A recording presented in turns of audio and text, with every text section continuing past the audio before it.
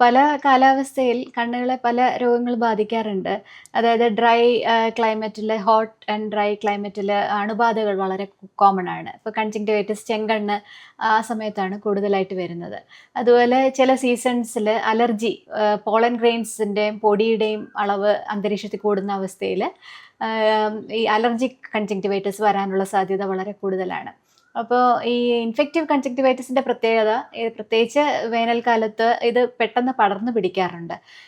കുഞ്ഞുങ്ങൾ തമ്മിൽ ഒരുപാട് അടുത്ത് ഇടപഴകുകയും ഒക്കെ ചെയ്യുന്ന അവസരത്തിൽ ഇത് പെട്ടെന്ന് തൊട്ട് തൊട്ടാണ് പകരുന്നത്. അല്ലാതെ ഒരു വ്യക്തിയുടെ കണ്ണിലോട്ട് നോക്കുന്ന കൊണ്ടൊന്നും ചെങ്കണ്ണ് പകരാറില്ല.